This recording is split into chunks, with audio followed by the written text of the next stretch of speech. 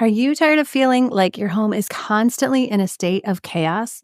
Like you find yourself overwhelmed by the never ending tasks of household management, wishing for just a sense of peace and order amidst the hustle and bustle of family life? If that's you, you are not alone. Today, we're diving into the deep world of home and time management, and with a special guest today. You're going to learn how to streamline your daily routines to reclaim that precious time for the things that truly matter, all while cultivating this atmosphere of harmony and cooperation within your household. There's going to be actionable strategies that will revolutionize the way you approach home management. Are you ready? Let's dive in. Okay, you guys, I am so excited for this episode today. We are tackling one of those sought after skills, kind of with the parenting playbook, really. It's that mastering that time and energy.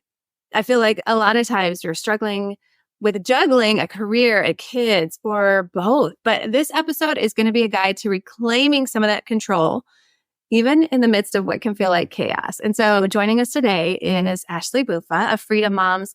She is a seasoned mompreneur. So she has a business running with 10 kids at home. But what's exciting for her right now is it's going on number 11 kids. And she's an expert in this time and energy management. So I am really excited to welcome Ashley with us today.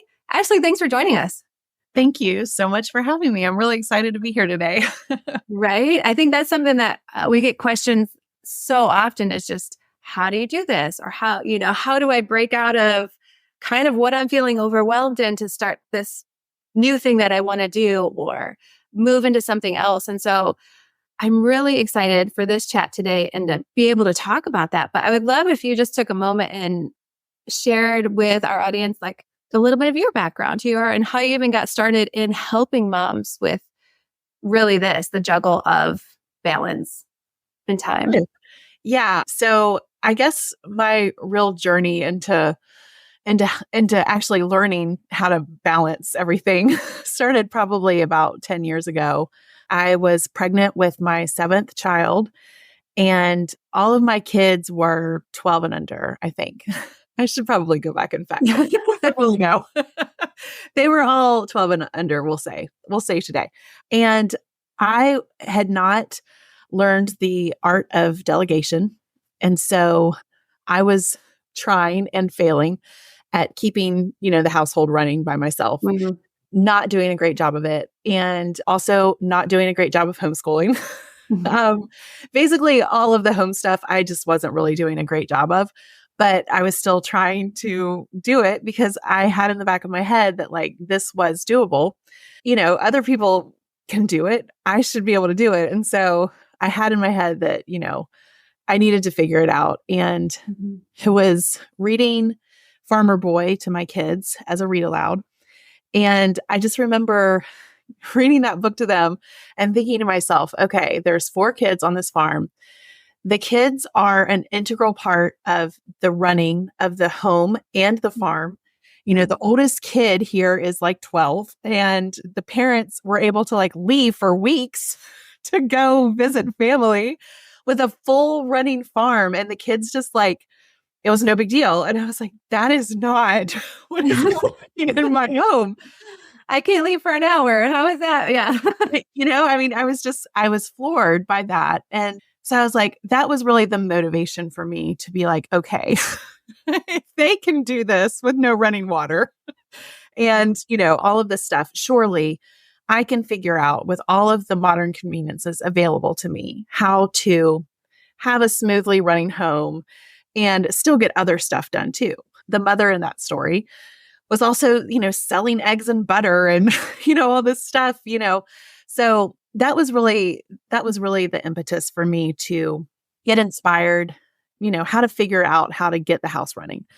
And so I did, little by little. I decided to just test one thing at a time instead of trying to do a whole overhaul, because I am very much an all or nothing person. That's why Yes. I have 11 children. I don't do things small, but that was really holding me back in trying to figure all this out, because I would be like, okay, today is the day our lives are going to change. And, then fail halfway through the day.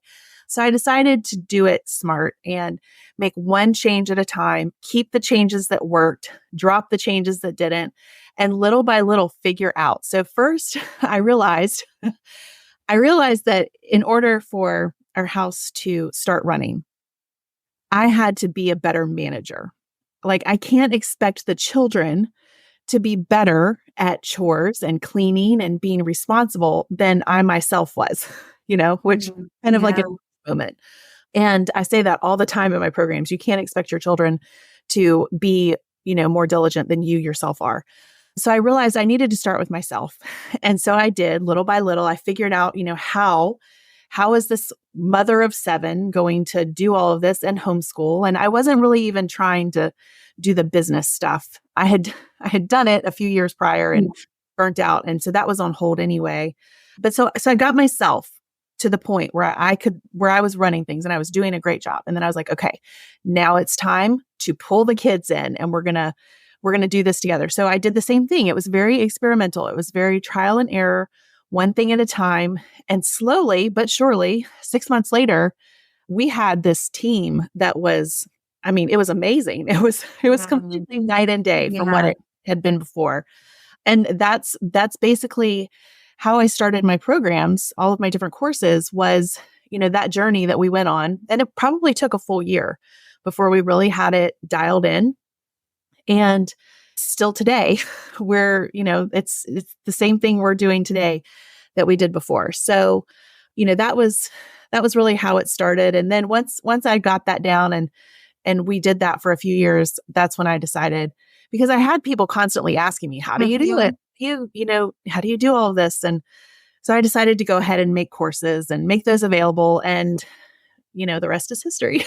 Right? Oh, that's so cool. I was intrigued or really caught by a few things that you said. And for one, I think even at the beginning where you kind of said that you felt like you were failing. And I think that's where a lot of just people, not even females and not even moms, but yes, both, but just people in general feel like we are a lot of times in our life. And what's crazy about that is you were already homeschooling.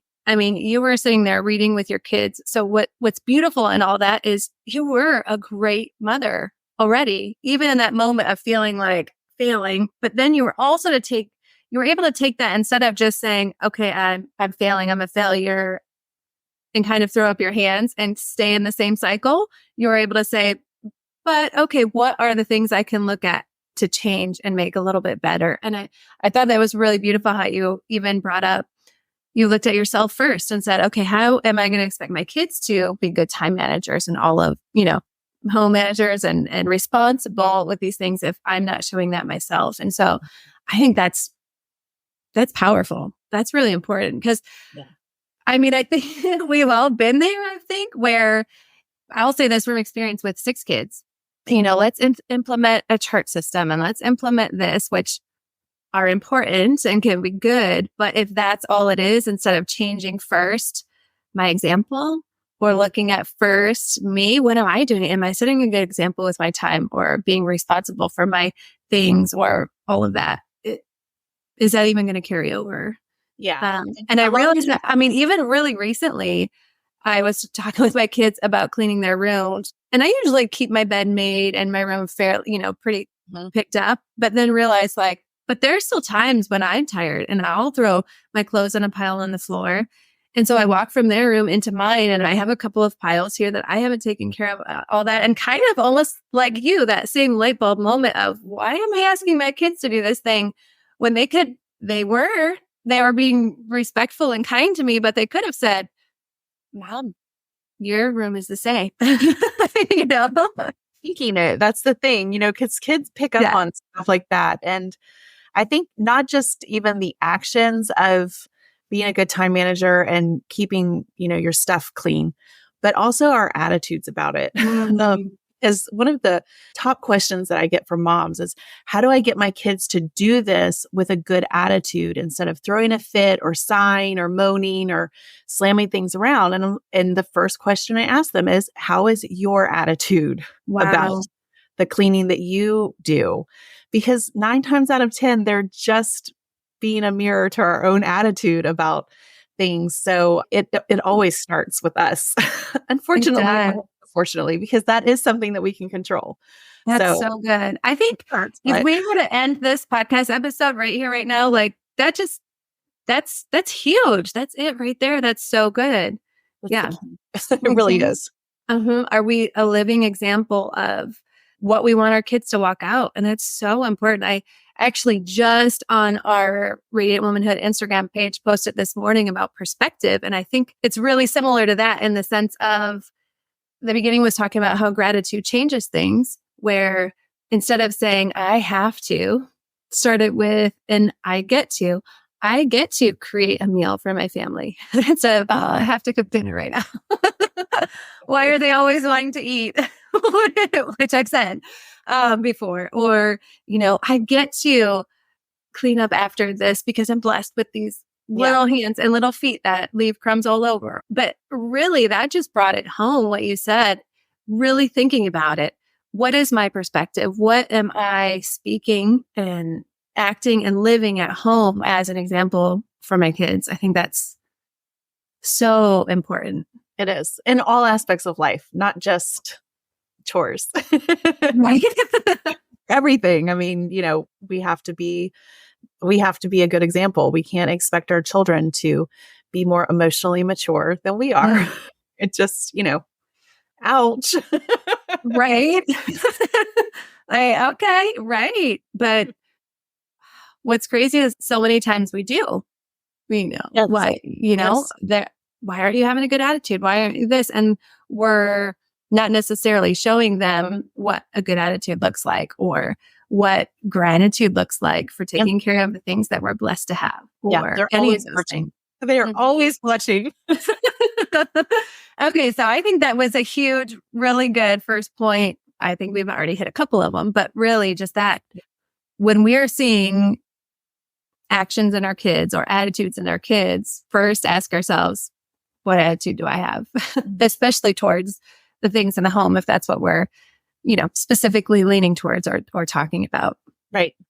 Mm-hmm. So how did you begin to implement some of those changes with your kids? Like after you began, okay, I'm changing some of the ways I act or do things, and then bringing them on board for it.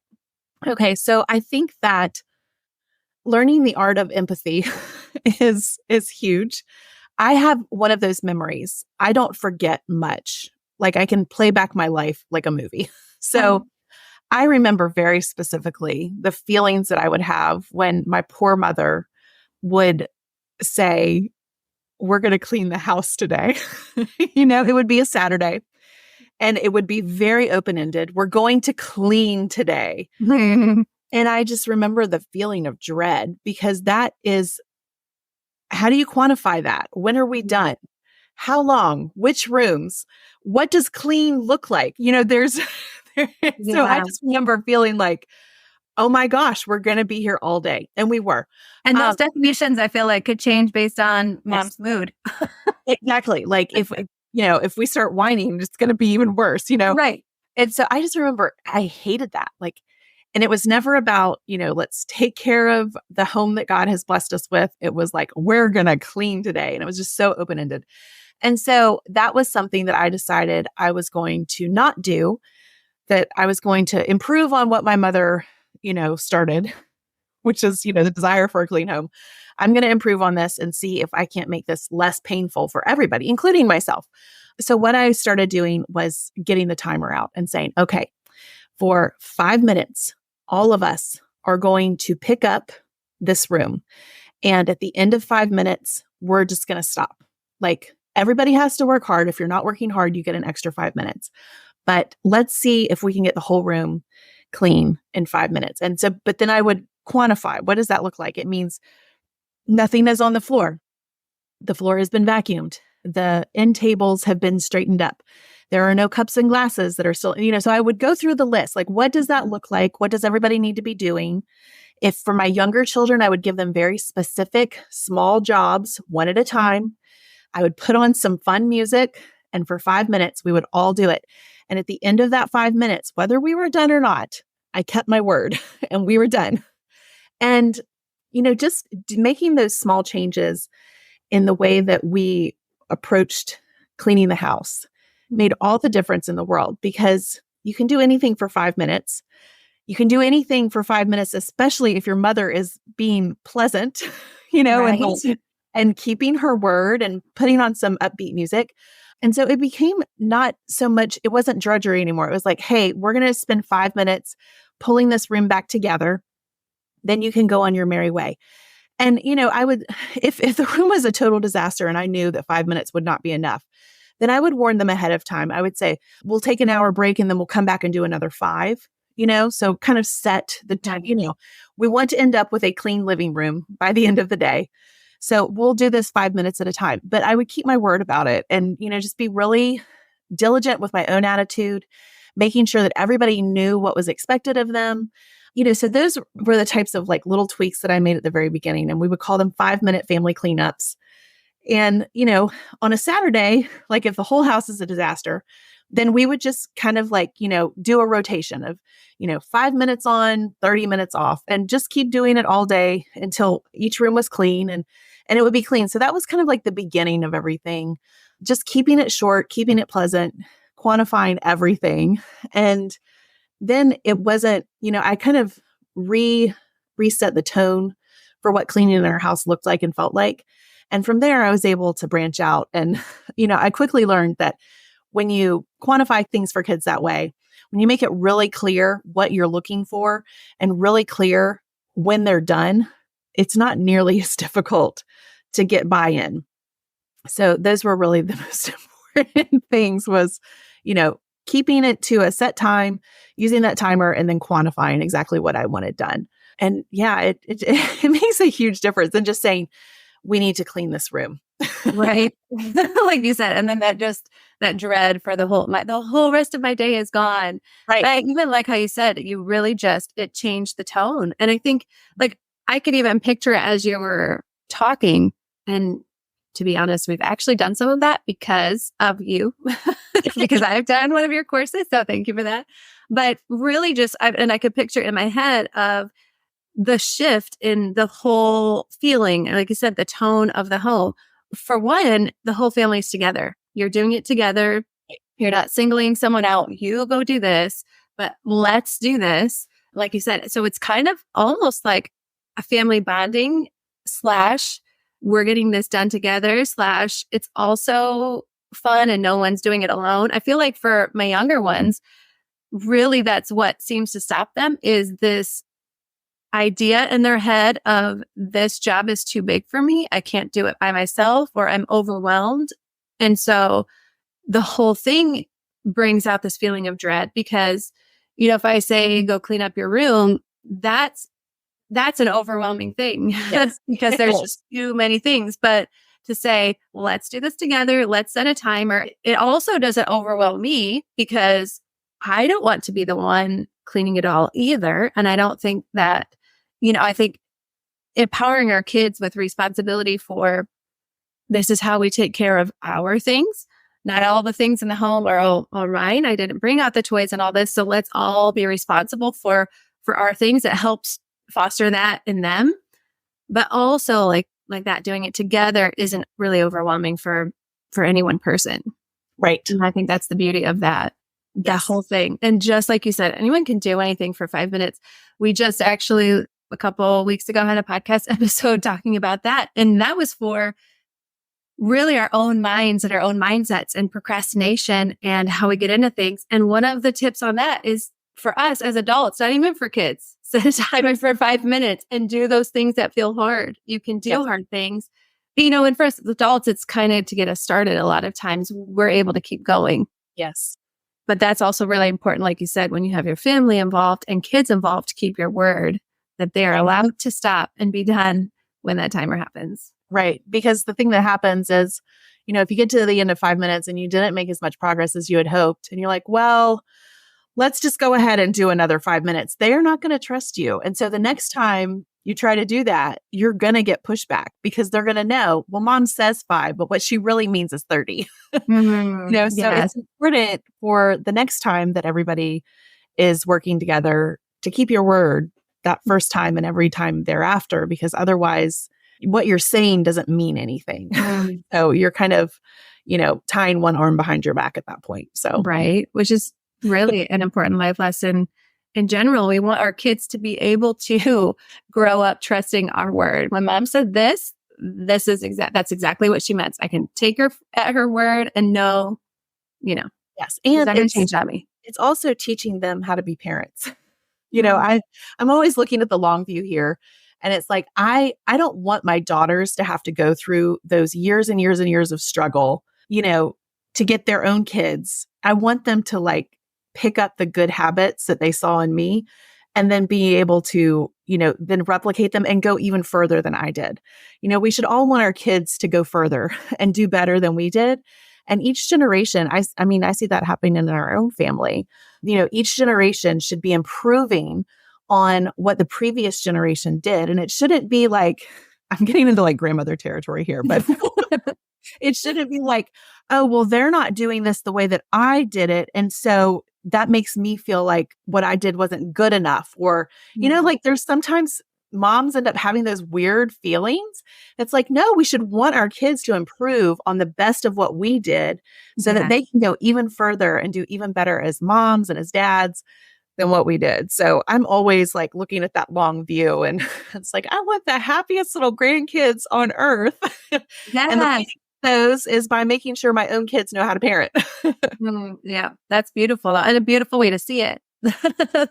It's not, we don't want, like you said, we want them to learn the best that we were able to show and then build from that and make something even more beautiful, than what we were able to do, to come up with, to dream up and take it and keep going. And I think also just in that, it builds so much confidence. Yeah. So much confidence. There's a show I used to do. We haven't done it in a while, but my kids like it. And I would take turns with each of them. It was called Kitchen Wise. And it was called that because I wanted my kids to be wise in the kitchen, to feel confident in the kitchen. So it was a cooking show and they would just help me cook a meal. And they would be the one that helped chop or pour or measure or stir. And even from little age, they really enjoyed doing it just because they love, especially at that young age, they love to help. They love to be able to do it. I mean, when we start to make something like in the morning smoothies, the twins can't really say smoothie yet. It sounds like they're saying, I want a movie. But they're saying, I want a smoothie and I want to help make a movie. They want to help make the smoothie. And they climb right up on the counter and they want to pour and do all the things. And when we don't allow them to help, I feel like we are taking that thing that they could be proud of away, that opportunity for them to be proud of themselves. We take that away and in essence are kind of saying, I can do it better than you. Right. So I'm just going to do it. Or Right. I don't feel like, not that we're saying this with our words, Right. but with our actions, we're kind of saying, I don't feel like you're capable of doing this, so I'm going to do it. Right. But then when are they going to learn how to be capable of doing it or have the confidence to know that I am capable of doing this thing, whether it's making toast or making pancakes or making a smoothie or whatever it is, to where now my 10 to 17-year-old can make almost anything. They can go through a recipe, they can cook, they can boil a pot of water, they can do all the things. Do we make them cook for us all the time? No. But do they enjoy cooking? Yes, they do. Mm-hmm. But also I feel like it's because they feel confident that they're able to. Yes. They just feel empowered that I can. Yeah. And I think, honestly, like cooking chores are the most fun for a kid. Yes. I mean, it really, because then you get to eat something delicious at the, like, it's just, yes. Right. So and I personally love to be in the kitchen. My own mother fostered that when I was younger. She would always pull me in when we were doing, Easter and Thanksgiving and Christmas. Mm-hmm. And she would be like, hey, can you make the pies? And I'd be like, what? She would just be like, just get started. Let me know if you have any questions. Yeah. But she did. She really helped foster that confidence. And, my own kids, they, sometimes I'm like, can I please cook in my own kitchen? Like, cause they're like, I want to make dinner and dessert. And it's like, excuse me, I would like to make dinner. But that, I think it's just fantastic. And I think, enthusiasm from kids who are wanting to help, like, it just makes life so much easier. And so why wouldn't we just say, yes, go forth and create, please? Right. I Yeah. think for me, one of the bigger things was, well, first, there was a quote that I read, and really it was talking about the fastest way to break the cycle of perfectionism is to give up the idea of perfection, of doing it perfectly, and embrace like the imperfection and the uncertainty. So I think for me, sometimes giving kids the reins of even that in the kitchen, it wouldn't even be like the meal wouldn't be perfect, but it's more for me like the cleanup after. Right. Or even with different tasks, folding towels. My 7-year-old likes to fold towels differently. And I think it's just for fun at this point. But at the same time, what am I saying when I take it over and do it instead? Right. Or, or different Yeah. things. And so for me, I think a lot of it was being able to let go of the idea of everything done perfectly. Mm-hmm. Yeah. Because, one of the things I say throughout most of my programs is done is better than perfect. Like, does it matter that they folded the towels into fourths instead of thirds if it's done and you didn't have to do it? No, it actually doesn't. And I remember there's this meme that was going around Instagram, and it said, my toxic trait is never letting my family help with the cleaning, but then also complaining that nobody ever helps with the cleaning. And it's like, ladies, we are shooting ourselves in the foot. If we have, my 4-year-old, he loves to help me fold dish towels. And I mean, they look like a disaster, but and he's happy and I didn't have to do it. I mean, if I had had to sit there and fold all of those dish towels, it would have taken me 20 minutes. He gave me 20 minutes of my life back and he was happy to do it. So why do I no, I do not care. Yes. Yeah. And on the same side of that coin is that, as they are getting older, we should be teaching them the standard. So, like my son can fold those dish towels and I'll be just pleased as punch. Now, my teenage daughters, if they were to fold the dish towels, I'm going to make sure and show them, hey, let's make them look like this, because when it's all stacked up and it all, it has a nicer look. So this is the proper way to do it. Now, I'm not going to do that in a really condescending and critiquing voice. It's just like, hey, this is the proper way to do it. And look how nice it looks. And, more of an encouraging, let me show you the best way to do this type thing. But I think it's important in the beginning to just let them help and not go back and be like, oh my gosh, I can't believe that you did it like that. Right. You need to be teaching and encouraging them at the same time. But yeah, I'm so happy I don't have to fold dish towels, because those take forever because they're small, Right. Yes. And it frees us up to kind of, even like you said at the beginning, it's family all doing it together. Doesn't mean the exact same thing together, but it means we're all doing something that's contributing to the good or to the peace of our home. Right. It sounds like even from what you're sharing is really, as moms, I mean, I guess I can even ask that straight up, as moms that are searching for some peace in the home amidst what can feel chaotic or just chaos. Mm-hmm. It sounds like a lot of that is the answer, is really working to bring the family on board and being like, this is our home. Let's be responsible for our home together. Right. And it's also, we work as a team, so after dinner cleanup, everybody's working until the job is done. Nobody's going and watching TV when, one or two people are doing all the work. That's just not the way. Let's all do this until the job is done. And then it's done so much faster. And then our kitchen is clean. And we did this. And it's just not even a big deal anymore. And nobody feels overworked and underappreciated.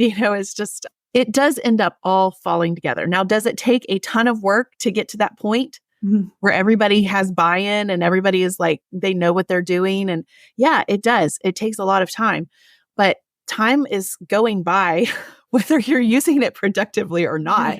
Right. A year from now, you could have a house that is running smoothly and you're not having to do everything yourself and feeling resentful about it.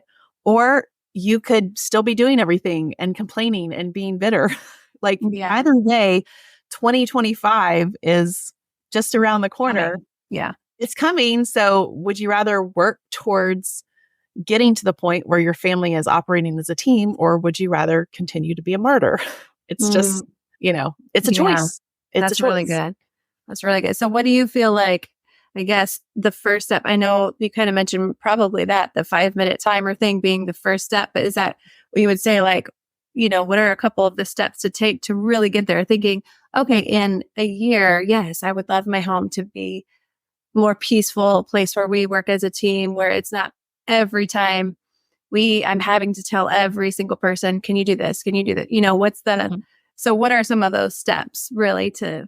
Yeah. So the first step, I would say, you need to get yourself in order. Like if your house is a total disaster and you don't know what to do about it, like that's step one. Learn what clean looks like, learn how to get there, because otherwise it literally is the blind leading the blind. Mm. Your kids need to be able to follow someone who knows where they're going, you know? So that's really step one. Step two would be to quantify what it is you want. So not just saying, "Oh, I want a peaceful home where everybody's working together." That is not specific enough. Like that's the overall tone that you want, but what does that actually look like? What does your home look like after breakfast is done? Like what needs to happen? And like get extraordinarily granular. The dishes need to be cleared off the table. The table needs to be wiped. The chairs need to be pushed in. The floor around the table needs to be swept. The counters in the kitchen like every single thing that your ideal home would have happen, and I recommend doing it in like breakfast, after lunch if you're homeschooling, after dinner, afternoon, before bed, so like have different anchors throughout the day. And then you need to write out specifically exactly what you want to happen. Like, what is your goal? And that doesn't mean that you're going to immediately jump into that. Like I said, like it has to be very gradual, one thing at a time, but you would use that then as your roadmap. Like, You can't get somewhere if you don't know where that place is. So you're, right. And you're giving yourself that. Kids know you're making stuff up on the fly. Like, I mean, that's they have BS detectors. They do. They really know. And the other part of that is too, this has been tremendously helpful in my own life, is you need to look the part, mom. You may think that has nothing to do with anything, but I am telling you what, my kids respect me so much more when I look like I mean business. That means like wash your hair, put on an outfit that you would not be embarrassed if someone from church stopped by, like make yourself presentable, make yourself look like you mean business, because when you look like you mean business, you act like you mean business. Mm-hmm. And so your kids are going to respect you more. Like somebody has to be in charge, but not just be in charge. You have to look like you're in charge. It helps so much. Wow. It helps me as a mom, like be more, just be more of an authority. Because if I were to roll downstairs one morning and, have on, holy sweatpants and my hair in a messy bun, my kids would walk all over me. They would be like, "Oh, she's not feeling well. Let's mutiny." So that actually is a really important part. But then, tackle it slowly, one thing at a time. I always recommend never introduce a chore, like never introduce more than one chore at a time. You have to gradually build a habit slowly over time. Once the child is really, proficient at it, then you add another one in. Mm. But don't just like hand your kid a list of 20 chores that you want done daily and be like, and this is what life looks like now. Yeah. We just went from 0 to everything. Yes. That's a terrible idea. And it's why your chore chart doesn't work. Because when a mom has a chore chart, it's all filled out and it is a complete change for her. It's a complete change for the kids. It's a complete change for dad. And everybody knows that's not how change is made.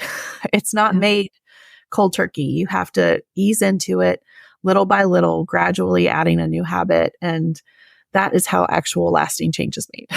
That's so good. That right there applies to every part of our lives. Yes. Yes. Adults, children. I feel like that, especially I like it. We just hit the beginning of the year and went into a new year. And I feel like that's what happens a lot of times with resolutions. Like, I'm going to work out every day. I'm going to do this Yep. and this. And we have this list where we get through. I used to do it that way. I don't do it that way anymore because it doesn't work. You'd get through a few days and then you'd just be exhausted. And I want to relax and I need some space. I need to breathe for a minute. And then all of it ends up going out the window. Yep. But how do we build a new habit? One small step at a time. Yep. And Just one just little one, one at a and just time. doing it over and over. And I think that's like right there. That's how we do it. We just went first full circle. We just went back to the beginning of what we were talking about. That's how we build new habits. That's how we change our lives. Mm-hmm. Why would we expect our children to do it any differently? Right. Our children who are not as developed and mature as we are, who don't have as much practice in life as we do. But Yes. yes, we're going to hand them a list of 20 chores and be like, go get it, tiger. And be okay with it and do it happily. Makes sense. Right. Makes a lot of sense. Oh, that's so good. Ashley, thank you so much for joining us today. I think that you've shared so many nuggets of wisdom, so much hope and helpful tips, and just really the mindset of we can have this tone at our home for when it starts with us. And we can start today with those little changes. It doesn't have to be overwhelming. Yes, if we were to say we want to change everything in our home to look like this by tomorrow, that would be overwhelming for me as well. Yes. But really looking at it, that long-term goal. What do I want my home to look like? What do I want it to feel like? We do that when we do vision boards. We're like, what do we want your life to look like and feel like in a year from now or in 5 years from now? Well, this is that. Vision what you want the home to look like and feel like and your family to work together as, and then kind of like you said, get granular, get nitty gritty with it. What does that mean? What does that really look like? And then how can we get there slowly and steadily and together, encouraging together. And I really love that. So thank you so much for being on Radiant Womanhood today. Everyone check out Ashley online. It's freedommoms.com. And definitely check out some of her programs. And again, thank you so much. You're very welcome. Thanks for having me.